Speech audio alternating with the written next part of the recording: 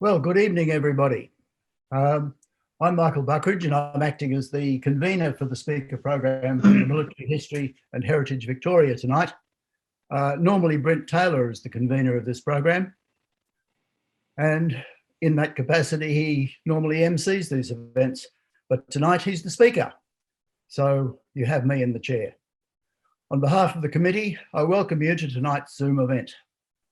A special welcome to the Simpson Barracks team, and a very special welcome to the members of the Blamey family. Tonight, we're pleased to have Brent Taylor presenting Leadership in Crisis, Blamey at War. Now, Brent, in addition to writing two biographical leadership books, The Outsider's Edge and The Creative Edge, he's spent over 25 years professional experience in understanding and describing leadership in senior management in the corporate world. Included in that experience is 4 years as research director for KPMG. And in that time, he's applied many of the analyses similar to those applied to Blamey's record. Brent has a Bachelor of Engineering with honours and a Bachelor of Arts with honours in psychology. He's a committee member of the MHHV and the convener of these talks. Now, we all know, everybody I imagine who's tuned into this will know something about General Blamey. And we all have an opinion. And it's fair to say that Field Marshal Blamey is a controversial figure in Australian military history. This presentation describes a consummate military leader at the top of his game, fighting for his country in a time of deep crisis. And I think you will all find it extraordinarily interesting. So, before we start, I just need to cover a little bit of process. Brent will be answering questions at the end of the presentation, and I invite you to send a question via the chat message, which you find at the bottom of your screen, anytime up to and including question time. You can do this by clicking on the chat icon in the middle bottom of the Zoom panel. Address the question to everybody. When the time comes, I'll read your question using your first name. Brent is happy for your screens to be on so that he can see that he's actually got an audience, but remember that everyone can also see you. So please make sure that your microphones are switched off, and by now you should be on speaker view. I now invite Brent to speak. Brent, the floor is yours. Thank you. Now I'm just going to do the tricky share screen thing, so just bear with me.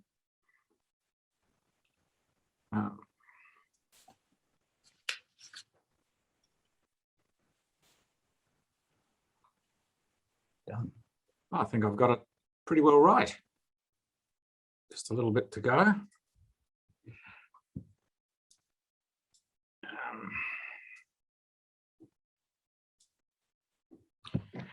Okay, thank you, Michael, and good evening, everyone. Tonight I'm going to tell you about Australia's highest ranking military leader in the crisis of war. What makes him particularly interesting is not only did he achieve military success in 2 world wars, but he also always took care of his men, and that's something that has got forgotten in recent years.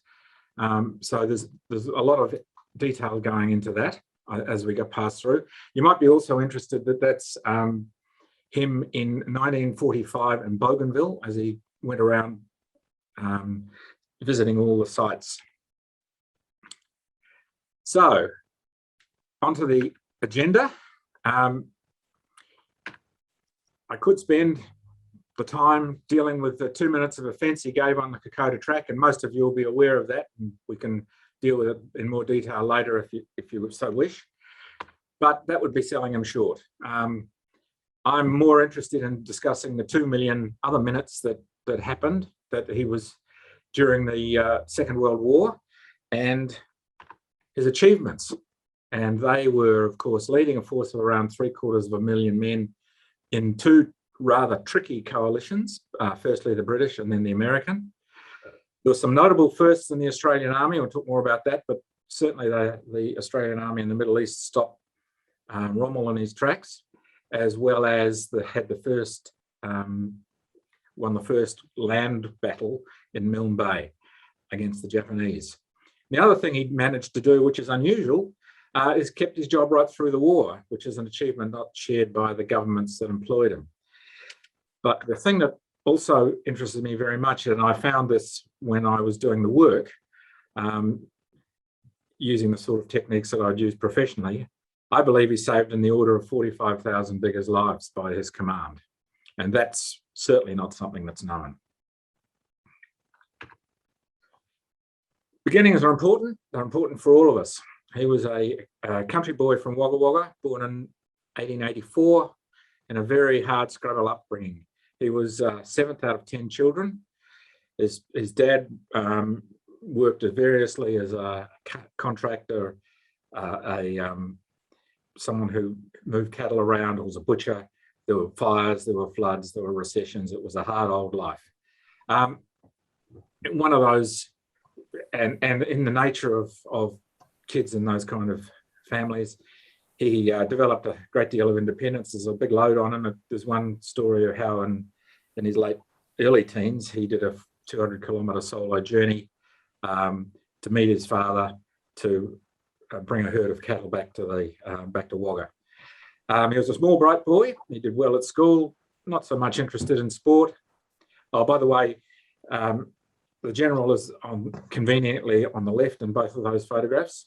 I think in the first photo, the one in the middle, the other person is his brother, but I can't say anything about the picture on the right. Aside from it, looks to me like it's some sort of cadet uniform. He did well at school, but he had a toughness. There was no picking on Thomas Blamey. He developed a commanding voice, and his voice he used to great effect when he was negotiating heatedly with his allies. He became a student teacher at 15, and like many of the people, children from underprivileged backgrounds that were bright, they often went into teaching because that was a profession they could get into. Yes.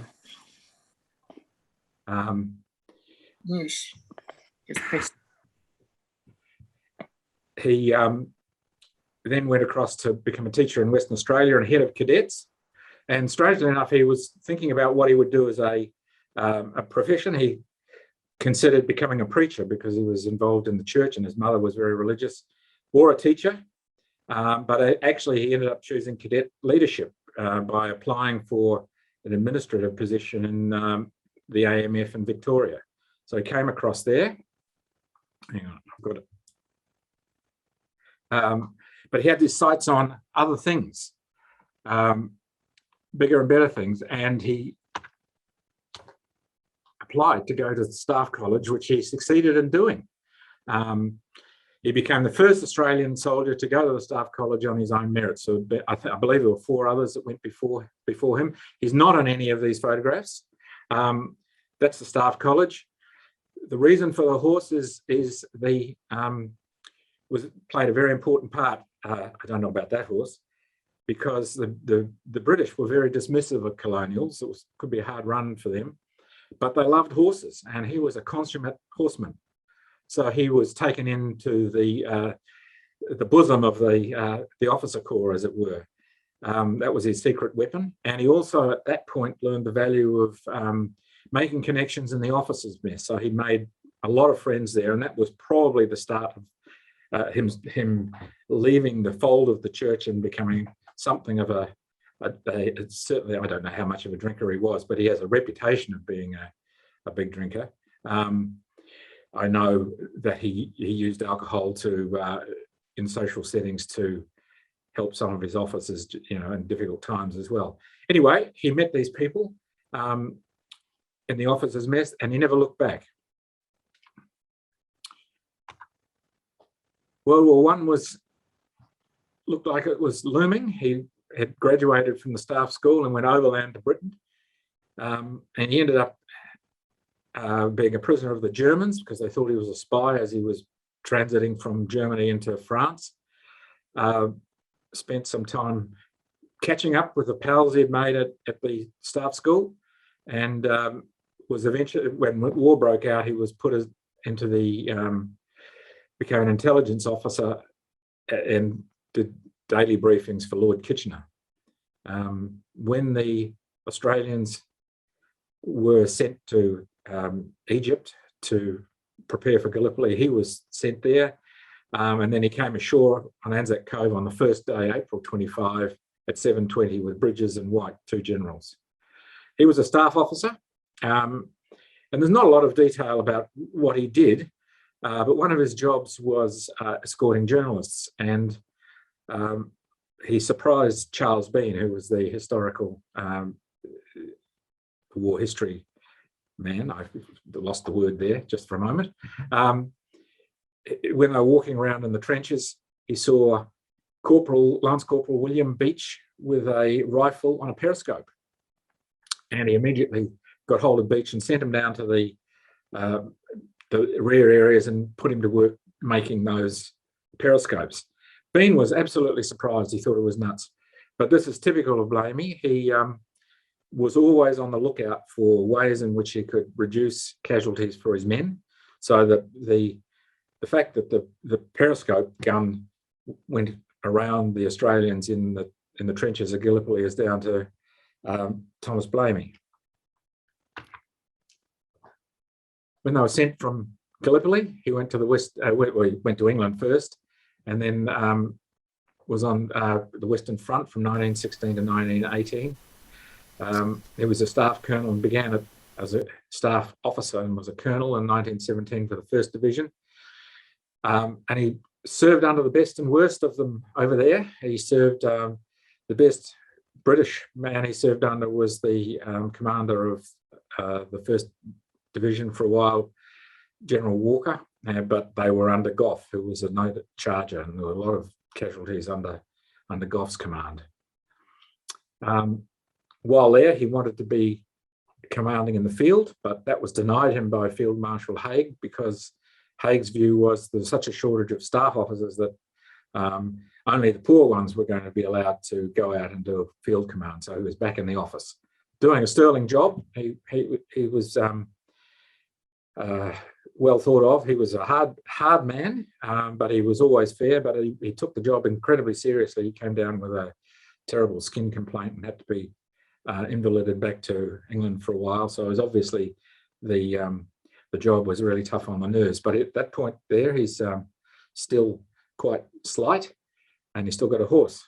The picture on the far right-hand side is him behind Monash, and he became Monash's chief of staff. Monash didn't choose him, but he was very happy to have him.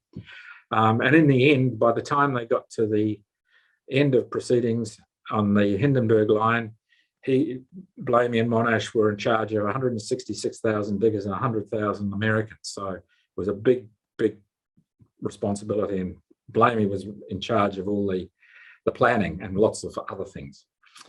There were some hard lessons that they took out of World War I, and mostly it's about unity of command. Other things, of course. And unity of command means having the commander in charge of the whole unit and not being forced to hive off parts of it at the capricious whim of someone else. And this happened a lot under the English, and it was something that he still had to fight in World War II. There's a stark example of the benefit of having unity of command when you look at the per capita deaths that occurred on the during the war. The Australians and New Zealanders were the worst of the group I'm considering.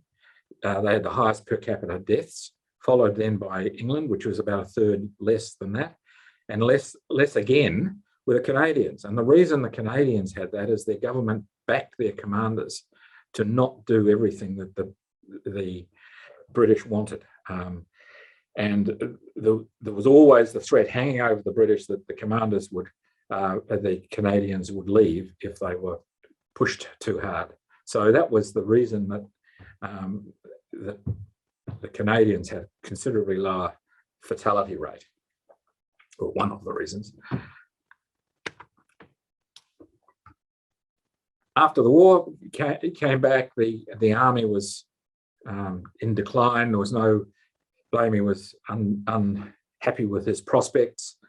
Monash didn't want to lose him to the military, so he got him a job, or he at least referred him to become chief commissioner, which he held the position from 1925 to 1939. There was colossal political upheaval. The depression was on. There were a couple of reported scandals, but I'm not going to go into those simply because there was really no charges ever properly laid. The picture on the far left-hand side is Blamey in 1926 when he was still a dapper young man. Over here on the top with the circle around him is a bit later. Now the reason for the car is that, and it was again characteristic of Blamey, he was a reformer, and he was reforming the police department. Reformers aren't all that popular, and I won't go through all the reforming, but those pictures denote the technology, some of the technology improvements he made. He brought in high-powered chase cars. That was in the top picture. And the one underneath that is the first radio into patrol cars, and then there's the motorized motorcycle with sidecar. The other thing he did when he was making a case is he always benchmarked, and you'll see evidence of that later on, where there's evidence that he did benchmark, although I've never seen it talked about. Reformers make enemies, and he made enemies amongst the senior police when he went into merit-based recruitment and promotion. Basically, the senior police didn't like that because they were the ones likely to be displaced. But nevertheless, he got it through. And he also introduced a scheme whereby the press couldn't access the senior police in the local police stations. They had to go through the centralised press room, and that cut down. Well, they were losing cases because information was leaked. Police were taking money. There was a possibility for all sorts of not very good things to happen. He resigned under a cloud, but still, one of the scandals. All through this, he, which was actually quite fortunate, it hurt his feelings a lot at the time. Nothing was ever proven, but the heat was quite strong. But the advantage was that it gave him time to actually go and do some political work. He was instrumental in setting up the Air Force, and he was on various committees before the Second World War. And all through that time that he was no longer in the permanent police, in the permanent army, he was a major. He was a reservist in the Victorian Army, and he finished as a major general in the. So I've just got I'm missing. Just got something blocking. How do I? That's better. I was being blocked and I couldn't see something. So he was in the militia, entered as a major general for the 3rd Division based in Victoria. So he was, and it was the militia that got command positions in the Second World War. He was put in charge by Menzies. And Menzies liked Blamey's toughness, and they'll take on anything and anybody, and that's a characteristic that went in his favour right through the war. When Menzies was replaced by Curtin, Curtin said he didn't want a Sunday school teacher, and he didn't get one. But the important thing for this presentation is Blamey chose his officers because I think they will look after the troops. And he says those sorts of things right through the war, and there's the odd quote here and there. But it is absolutely characteristic, and it goes through the using technology and organisation. He also wrote a charter.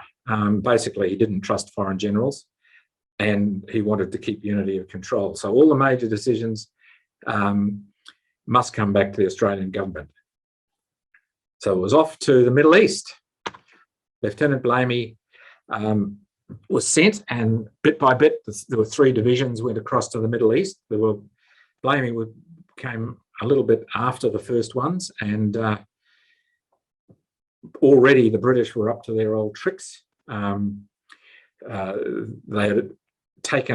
asked one of the commanders of one of the divisions to hive off a group of people, which he'd done. But when Blamey came in, he was most upset with this, and it's interesting that he couldn't relieve the man at that point, but when they went back to fight in New Guinea, he didn't get a field command, and that's fairly typical of how Blamey operated. Anyway, the 6th, 7th, and 9th divisions came over to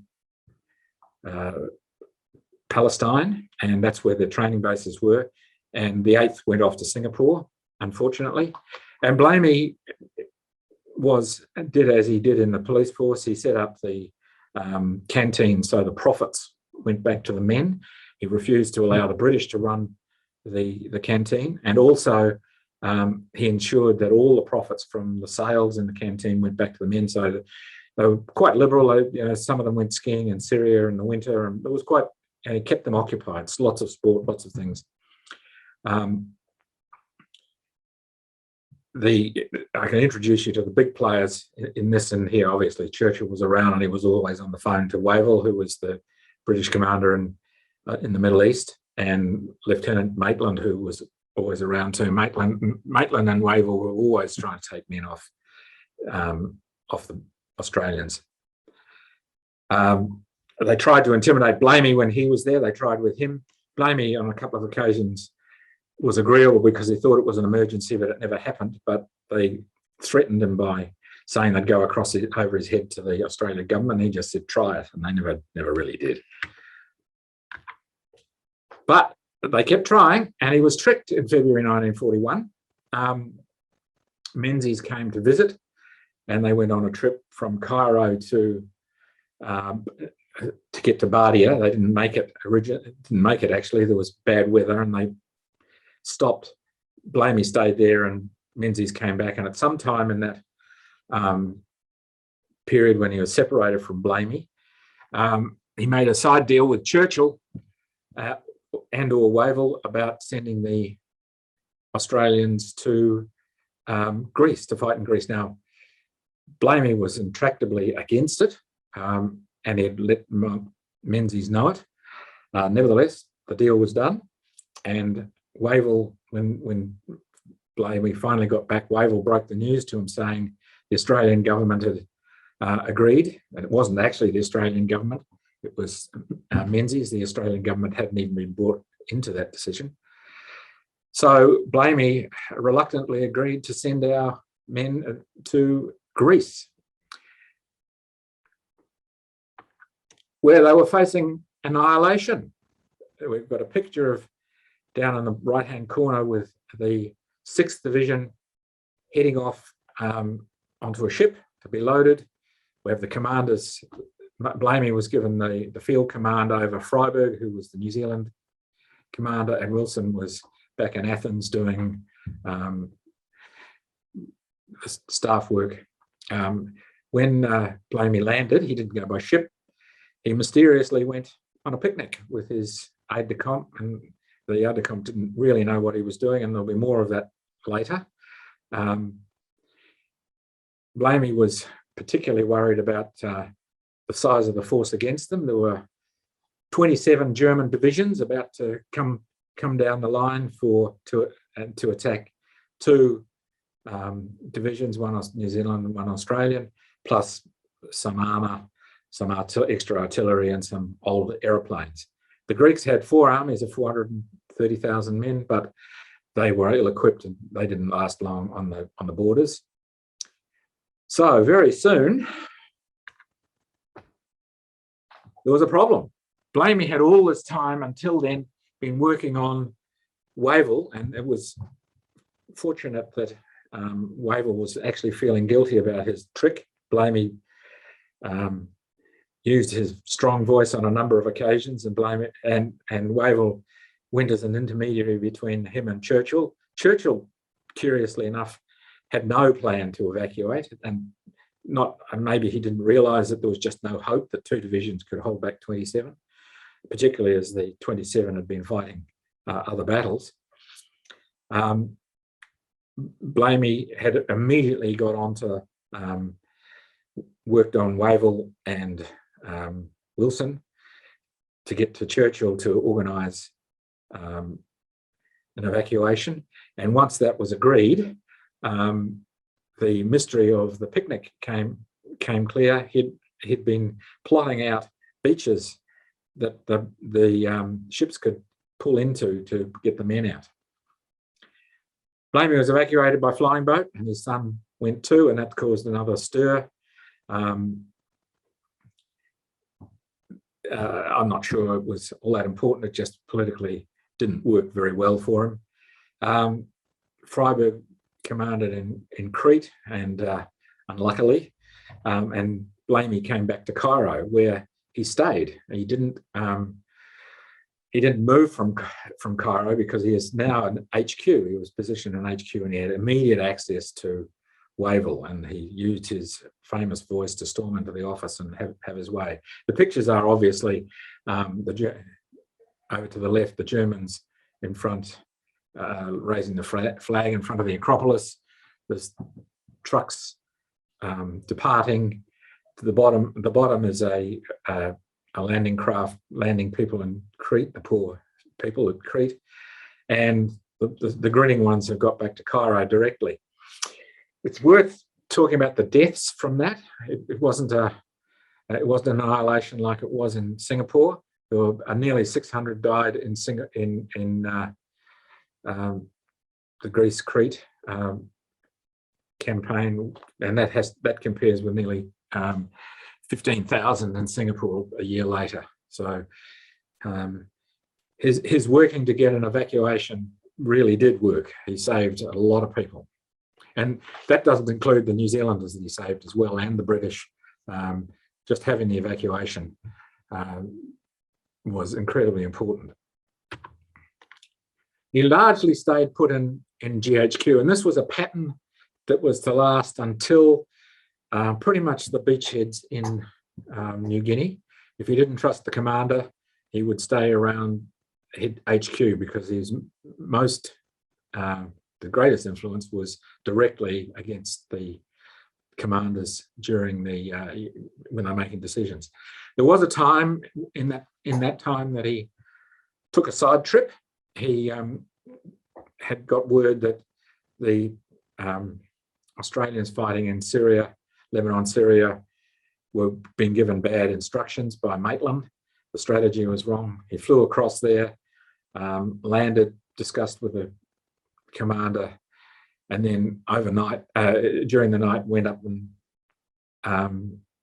went to Maitland. He stormed in about 1 o'clock in the morning, got Maitland out of bed, convinced him that the strategy was wrong, and Maitland said, "Okay, well, I'll ring them in the morning." And using a few expletives, he said, "No, you're not. You'll bloody well ring them now." And that happened. So that was the kind of commander he was. He was absolutely concerned about the strategy being wrong, and the Australians went on to be successful with relatively light casualties. He stayed in, once he was back in, when he was in Cairo, he worked assiduously to get the men the Australians out of Tobruk before they wore out, and he got them out well before Churchill wanted to release them. He finally broke and they came out, and he got the right strategy in Syria. He was recalled to Australia, and he left Brigadier Leslie Morshead to do the first Alamein and the second Alamein, in which the Australians performed really very well. Morshead, however, wasn't quite as good at keeping the Australians together as Blamey, so that's just an indication of how difficult it is to do that, to command from below, even though Morshead had seen what could be done and had full authority to do it. So we're over now in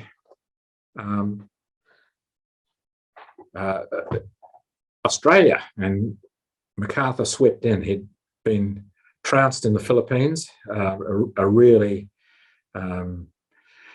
big loss, and it shook his nerves somewhat. He got Prime Minister Curtin's ear and was busily trying to push Blamey out of the way. I posit that MacArthur was somewhat intimidated by Blamey because the army, as most of you all know, is very keen on seniority. So Blamey had commanded more men and in fact more Americans as a staff officer in the First World War than MacArthur did. MacArthur was a staff officer for a division. Blamey was a staff officer for a corps, same rank, and he, in addition, had the 100,000 Americans briefly, but nevertheless had that. And in the Second World War, Blamey had commanded men for longer, so he'd been there since 1939, 1940 in the Middle East, and he was a full general under fighting command longer than MacArthur. So MacArthur actually knew he was pretty good, and he was, I believe, he was somewhat overawed, which is where this pushing him out of the way while he was finding his feet. Blamey was given a dual role. He was also the commander of the Allied land forces. So that, and as such, he, in both positions, he couldn't prescribe strategy. That was MacArthur's role. But he could control the tactics, and he was given unity of control by Curtin, unity of command of the men, and Curtin never wavered on that. Blamey was allowed to keep his command together under his way. He couldn't tell them what the strategy was going to be, and there was a couple of mishaps from that. But anyway, the relationship was set up. First year, May 41 to 40, well, not first year, the first part of the first year was fraught. But Blamey never intended to fight up over Kokoda Track. He was there originally as sort of reconnaissance and strength, but he was publicly stated on a number of occasions that the Australians would withdraw to victory. That the Germans attacking, the Japanese attacking, plus the statements that Blamey was made, caused a lot of unease in Australia because a withdrawal to the uninitiated looks pretty much like a defeat. However, that was what Blamey was doing, and MacArthur manipulated Curtin, made him very fearful, and made him believe that Blamey wasn't doing his job. So Blamey was exiled to New Guinea on September 23, 1942, and pretty much had all communications with Curtin and the government cut off at that point. So he was very stressed. In October, MacArthur ordered the attack up the Kokoda Track, and publicly, Blamey has never said anything against that, but he must have been really ropeable about that. But he had to do as ordered, as one does, and he would have been working frantically in the background to solve the problem. So you can see from the pictures that it's very much a muscle war. The diggers are climbing up over Kokoda. They're pulling a gun around. They had lots of issues. They couldn't move them up Kokoda Track easily, or if at all, and it was all very hard. All sorts of problems sighting it. There was some supplies dropped in by over Owen Stanley Ranges, but the weather was so bad and the ranges so high that it could only be 2 or 3 days a week, and then not the big things. So the big gun, the artillery didn't get over there at this time. And there was the small ships that were doing some work up there. That's in the top right-hand, the right-hand side. There were some 2,000 of those, ferries and tugboats and fishing boats and yachts and ketches and all sorts of things, but they couldn't have much of a load, and so they still couldn't get the artillery across. and there was, for all that, progress was being made. Certainly people were dying, but there was an heroic effort. They started training in the Atherton tablelands, and this is world-leading training. They had developed the situation where cut-out enemy would jump out at soldiers, and they would shoot them at, with live rounds. And the British came over and had a look at that, and they considered the Australians to be the best jungle fighters in the world. But there were lots of other things that had to be solved. The airdrops were notoriously unreliable. They were hard to locate. All the packagings of all the materials had to be changed because anything of cloth went moldy and fell apart in weeks. Everything rusted. The guns were filled up with mud. So the Owen gun, the Australian Owen gun, was brought in. Huge medical problems. There was dengue fever, malaria. Up on the top of the Kokoda track, the people were cold. And there were some complaints about uniforms, but the uniforms were the least of their problems. So he was undoubtedly sitting back in an HQ down around Port Moresby, and that caused another issue that led to the firing of Sidney Rowell, Lieutenant General, who was the area commander. Sidney Rowell, for reasons all of his own, just personality, I believe, he was a difficult personality, refused to let Blamey share his HQ. And in the end, after 3 days of trying, being nice, Blamey fired him for insubordination.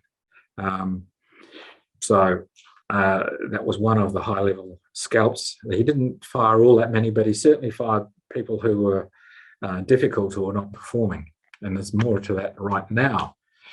Cyril Clowes, he should be a hero. He was the commander of the Australians and Americans in Milne Bay, the first to beat the Japanese on land. However, in early 1943, Clowes was relieved and went back to Australia, never to get a field command again. He had a difficult personality. He rubbed Blamey the wrong way, but that really wasn't it. It wasn't a personal thing. There's no sense that Blamey went against people personally. The reason comes down to a benchmarking thing that ratio that I found.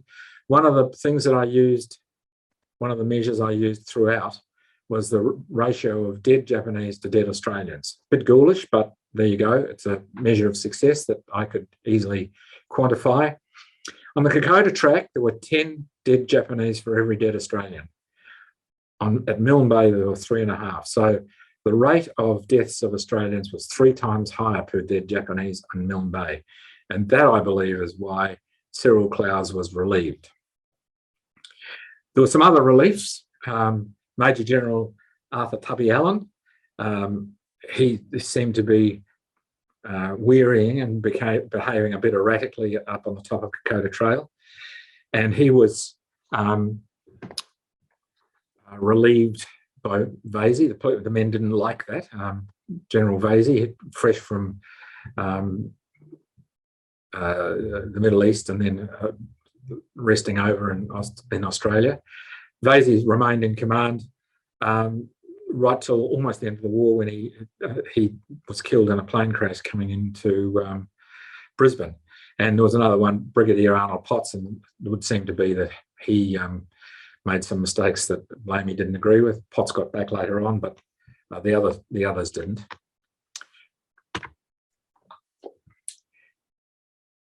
As time went on, Blamey started coming forward, and there was a key battle for recognition was the beachheads. And this is the key battle for us. It's not given as much attention politically as I think it should. This is where the Australians proved to MacArthur how good they were. But before I start that, you can see that there's now starting to be, the men are still walking and advancing through very high cutting grass, kunai grass. But there's a bit more heavy machinery coming in. There's a jib barge on the lower left-hand side of men pulling artillery off that had come off the the now coastal boats, coastal freighters that were now in use. There were 2 coastal freighters in use, dropping, and they're on the right-hand picture, dropping heavier materials and weapons, including Stuart tanks. So they were actually much better off in terms of machinery and equipment. So, but that was slow coming. But by the end of the beachheads fight, they were reasonably well equipped. And the picture in the middle top is the Americans, and this is there was a discussion between MacArthur and Blamey, where Blamey, MacArthur decided he'd put the 1st US Division in because the Australians couldn't fight, according to MacArthur's staff office. Blamey thought, well, the 21st Brigade would do better than the 1st Division, and he was absolutely right. Nothing like a controlled experiment. They hadn't had commanders that had been bloodied yet. Commanders, even Vasey, who hadn't done any jungle fighting before, he was commanding in the Middle East, so they had fighting commands. Certainly the terrain was different, but there's lots of things that are similar. But the Americans were humbled. The huge numbers got sick. There was a lot of friendly fire deaths, with the American Air Force coming over and helping them, in inverted commas, with bombing, and their casualty rate was very high. So MacArthur was humbled. Blamey started writing letters to Curtin saying, we've outperformed them fairly much. I haven't got the words, didn't use those words. And Curtin started swinging his support back to Blamey.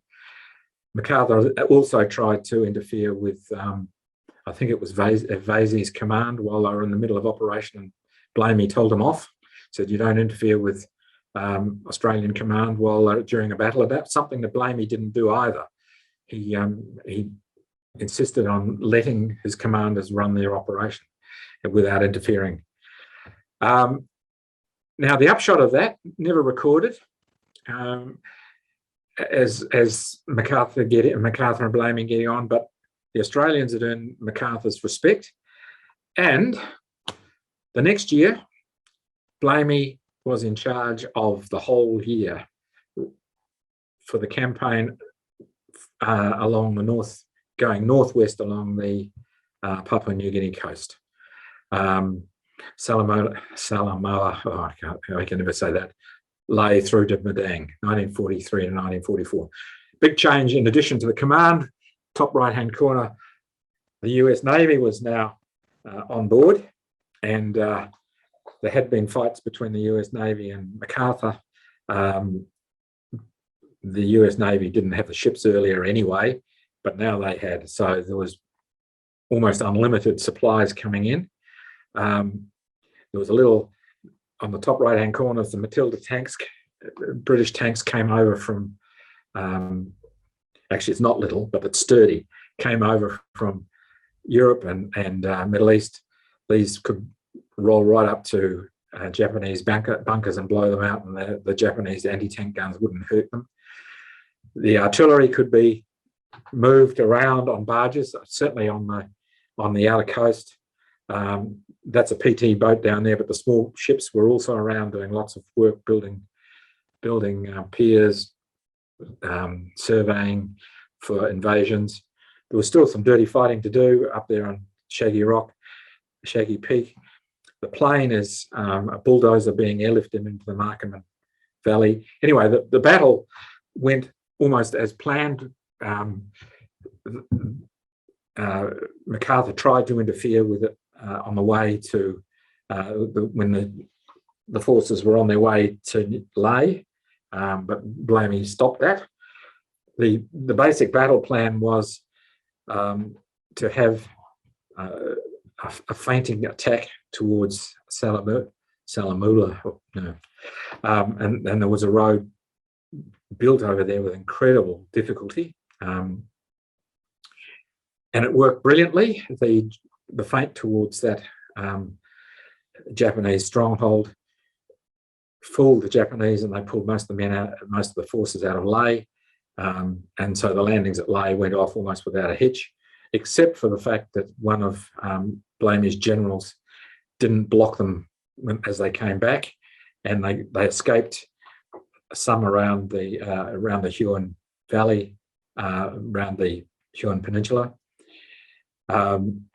He was relieved nicely, but he was relieved. He was on a plane within the month, and never came back.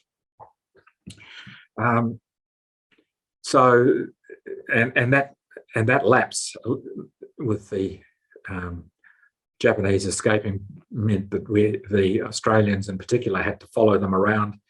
But now they were around the coast. There were barges now, so the artillery was loaded on there, and they could fire from locations to the Japanese who were travelling parallel to the coast. They also sent a force up the Markham and Huon valleys to clear it out and to stop another attack coming down the valley. So that's what that was about. And there's the top picture is of Blamey climbing up a slope in the Markham Valley.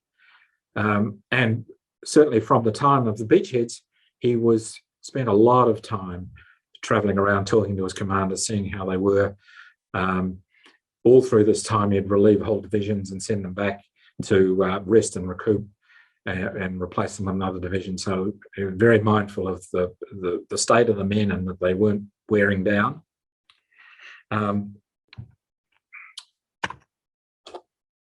Now for the mopping up part, this is seen as controversial by some.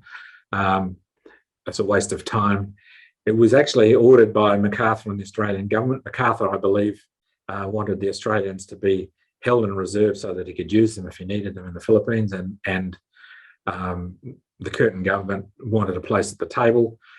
The experts at the time believed the war could go on till at least 1947, maybe the real pessimists said 1949. Blamey didn't want his men sitting around getting bored and troublesome, and particularly losing condition and catching all the diseases and with morale plummeting. So he got them to work, and he cleared them out. So there was operations in Bougainville, and he went around all those places. At the bottom row of pictures is Blamey at these various locations, visiting the troops. Above are semi-characteristic images. The one in New Britain, there were Papua New Guineans fighting on our side. And we've already had a presenter talking about the native peoples of Borneo helping out as well. So they cleaned up. They were still doing that when the war finished, and they actually didn't finish for some long time. The score of that was 19 and a half Japanese for every Australian death. So it's not bad for a so-called difficult mopping up operation. And the relations with MacArthur were good. He always sent shipping if they needed it. There was a problem with the Australian Air Force in Borneo, and he sent planes down to fill in while that was resolved. So there was never a problem with MacArthur and Blamey in that stage of the war. And this, you can see that this is also so when the war ended in September the 2nd, 1945. There's Blamey standing beside, standing behind MacArthur. Now, the significance of that is that MacArthur was a very ornery critter, and he didn't just allow anyone to visit. He handpicked who he wanted on the signing, and Blamey was there front and centre. The other thing that people haven't put much significance on is that Blamey was invited to visit MacArthur when MacArthur was head of the occupation forces. Now, plenty of people went to see MacArthur, but they were sent by the president or whatever. They asked MacArthur for that. Blamey was one of the only people I know of that was actually invited to come and visit, and he did do that. MacArthur put on a plane for him as well, because the Australian government wasn't very keen on doing it. So it was clear that Blamey got on with MacArthur. Now to a bit of data. I maintain that he saved 45,000 diggers. This is done by a benchmarking exercise between the major forces that we had alliances with and fought alongside World War I and World War II. And I won't bore you with the detail except to say that it's a benchmarking exercise, and I took a fairly conservative approach to it. But we were the best. But I'm going to look at the New Guinea War separately, and then I'll look at the total situation. We were the best in the Pacific Land War every year. So I've talked about the ratio of dead Japanese to Australians. In 1942, we were 5.1. So if we look over here, we get the cursor over, 5.1, and it gets better as we go along. That was our best year. And then even in the mopping up, we were doing really well. MacArthur, I believe, learnt a lot from Blamey, and his forces started off well and ended up with good scores. But look at the Marines under the US Navy. They had a very bad score, and I'm surprised with these. Okinawa and Iwo Jima were a real problem for them. Our New Zealand friends were part of their contingent. I haven't had a look at how their scores went, but I think they're probably not so good. Tragically, is not as good as it should be. Bottom left-hand corner is Blamey taking the salute for the Victory Day pass out, but that's in Melbourne. He wasn't in the national parade. That's his horse on the bottom. And when Blamey died, there were 300,000 at his death. Before he died, obviously, he was a bit out of order. He was made Field Marshal on his deathbed. He was brought out of retirement fairly much to receive that baton, a hard-earned honour. That was in 1951, just before he died. So he'd been ignored by the government till 1951. And his recommendations for honours for his generals, and I think that was pretty much all he cared about. I don't think he cared much about the Field Marshal's baton, but he was well honoured through the war. He had knighthoods in both wars and promotions, but he was concerned for his generals. All but one of the generals received an award again at the same time from the Menzies government. He died in 27 May 1951, and he was still popular with the 300,000 at his funeral. Unfortunately, his image has become, his legacy is largely been reduced to a caricature. The thing on the right-hand side, the cartoon, has him kowtowing to MacArthur. I don't think he ever kowtowed to MacArthur, and I don't think he was ever, after the order to go up Kokoda Track, I don't think he, and a few other things, I don't think he was ever pushed around. He always was in control of his men, and MacArthur was happy to leave it that way. The only other thing is there's a horse race named after him. It's a nice horse race, but it's not a lot. There's a few statues around, but very little in the way of recognition, and I think that's a national tragedy. So I believe Blamey was a great Australian and deserves to be recognised as such. And one more statistic before I go. I've calculated that about 1 million Australians owe their lives to him. So the lives of, you know, the returned servicemen who had children, who had children now, owe their lives to him. And I think that's something to be celebrated. And so that's the end. Thank you all for your attention. Well, thank you very much, Brent, for a tremendous presentation, which I think, the content of which I think will have surprised a few of your listeners, but will have confirmed the opinions of the others. Thank you. We have a few questions and comments. The first one, Brent, what sparked your interest in the Blamey story? Well, my interest has been in leadership, and I've done the 2 books before, and I'd have to say that General Jim Barry was the person to spark my interest. I was looking for a topic, and he put me on to Blamey, and he specifically didn't want someone who'd served, and he specifically he wanted a fresh view. I think his view was that there was plenty of views out there about Blamey, and none of them were thorough, hadn't been thorough for a long time, since Horner had written his book. So that's the reason I did it. And also, I think Jim was impressed by the fact that I was quantitative. I was a research guy, so I put some numbers on things, and I struggled somewhat with the military early on. I didn't know much about it. I had a lot of misconceptions, and he taught me a lot. But I guess the hardest thing in it all was to find a measure of effectiveness and efficiency, which took some time to do, but found a simple one in the end. Thanks, Brent.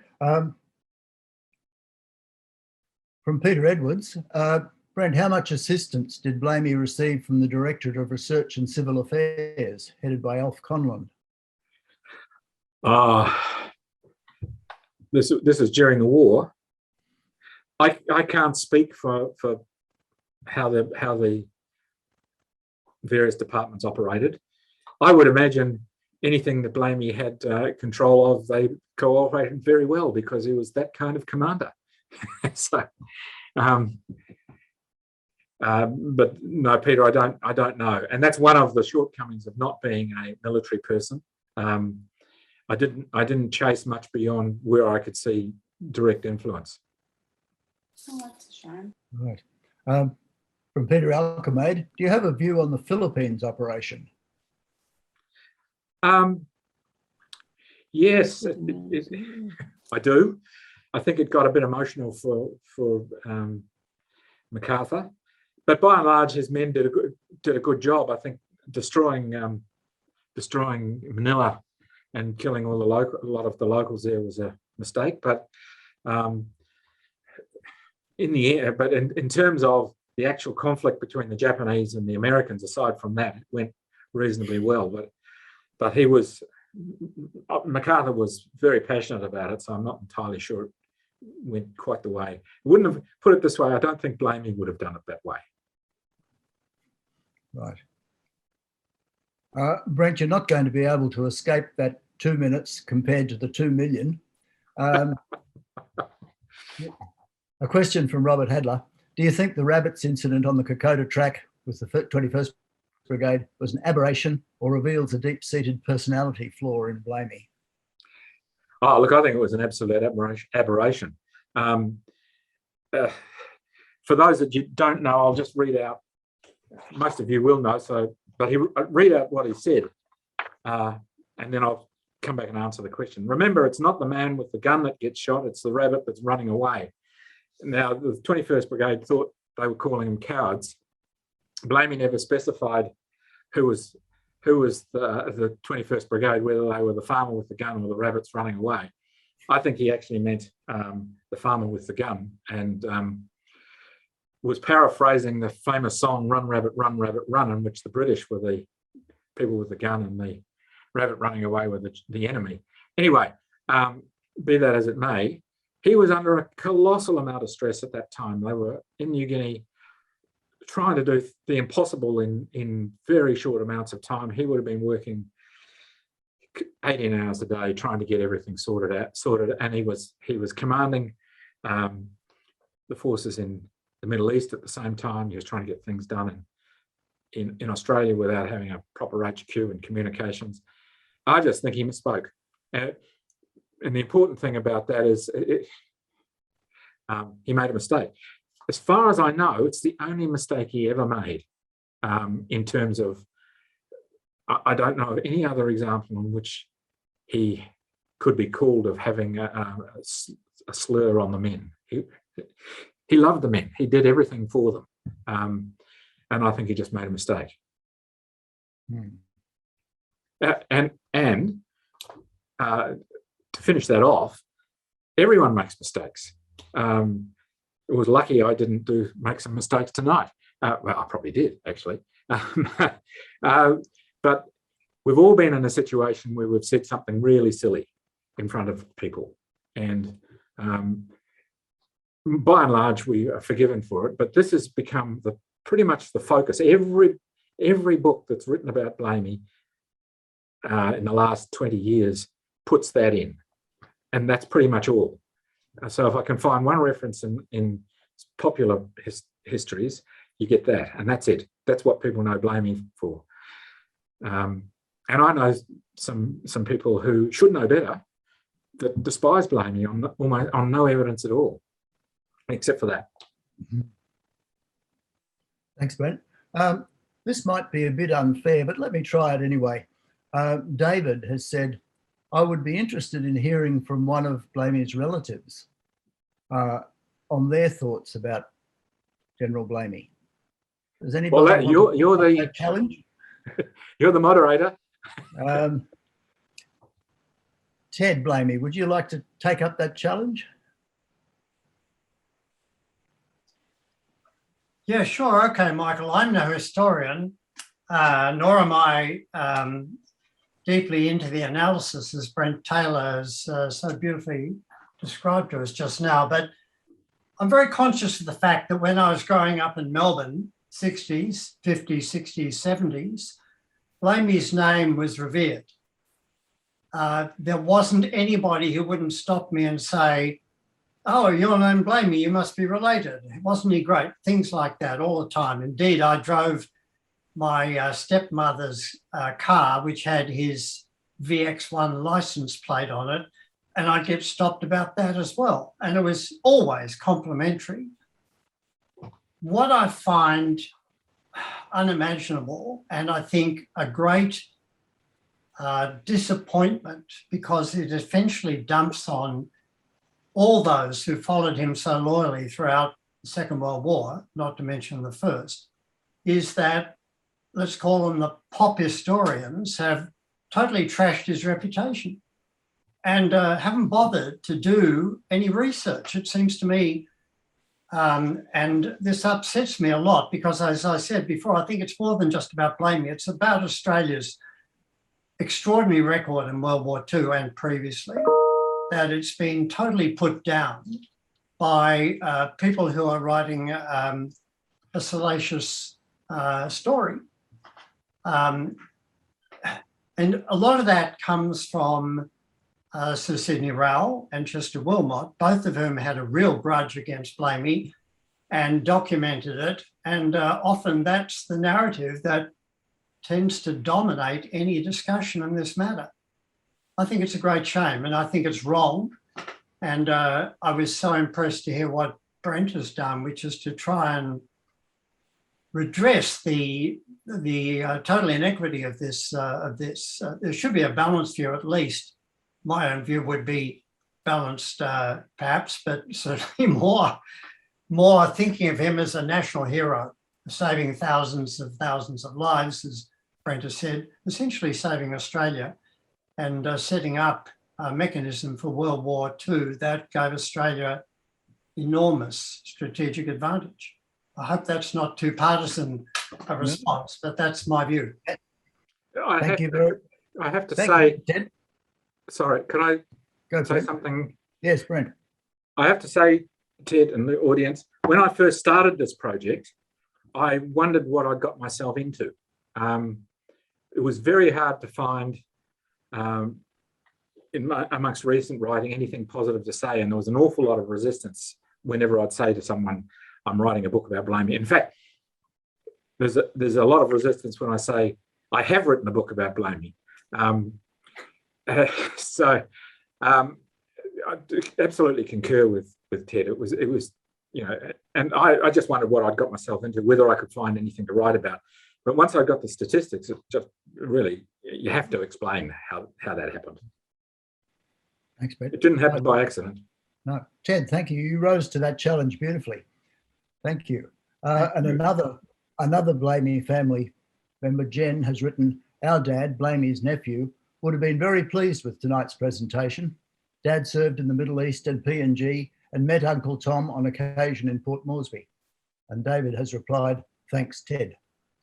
So I think we're reaching a bit of a consensus here. Michael, Yeah. can I add one comment? Before Brent's extraordinary work, there were a couple of gentlemen who took on this as a project. They were keen to write a documentary film production on Blamey, and they started with the perspective that came from the common narrative, which is that Blamey was a bastard. And when they started doing original research and went into the archives in the Australian War Memorial, looked at correspondence, studied the man properly, they switched their view 180 degrees. And I learned a bit about Blamey from listening to them. At first, they were very negative about him. Then they became huge champions of him. That documentary still sits waiting for some financial backing and probably will never be made, which is a great shame. Thank you, Ted. Hang on, wait. I was about to stop.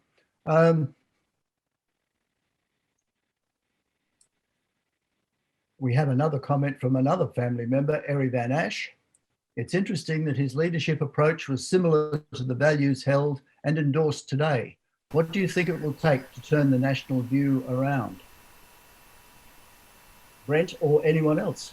Well, I reckon it'll take my book being published, which is a bit of a chore at the moment. Well, no, in fact, that'll only be a start, because the momentum of the bad image it's colossal. So there'll be a process needs to go on. Maybe we need to get someone in Parliament like has worked for the Monash, rehabilitating his record, but his record was just missing rather than someone having done a job on it. Well, oh, hang on. Almost about to draw us to a close, and here we go again. Brent and Ted, many thanks for your comments. This is from Lee Robinson. My mother, Uncle Tom's niece, would also be extremely pleased and impressed with your work. I think we've reached a point there where I think we might call a halt, because we're over our time, and I don't want people to be getting impatient and want to turn off before I've made a few announcements. In the next couple of days, we'll be sending out another 3-minute feedback survey. Thanks to all of you who filled out the last survey. I hope you do it again. We do take notice. It's very important in our planning to know what you think. Our next speaker will be Harry Moffat. He's written a book titled 11 Bats, A Story of Combat, Cricket and the SAS. That'll be presented on Wednesday, the 16th of February, 7 p.m. on Zoom. The story of how improvised games of cricket were the circuit breakers that the SAS team needed after the tension of operations. And in a very exciting piece of news, our first face-to-face event following COVID, the MHHV is putting on a 2-day conference on the 9th and 10th of April 2022 called Hard Fought, Australia in the Mediterranean War, 1940 to 1945, and it'll be at the Waverley RSL. So put that in your diaries. I'd like to remind you that our 1-day conference, the Bloody Beachheads, the battles of Gona, Buna and Sanananda, has been postponed a couple of times because of COVID. It's now been pushed out to Saturday, the 12th of November, 2022, and that'll coincide happily with the 80th anniversary. So that brings this evening's session to a close. Thanks again to Brent. Thanks also to Jason, who keeps this thing going behind the scenes, our technical expert. And thank you all for joining us. We hope you come again. Good night to all of you from the committee and myself.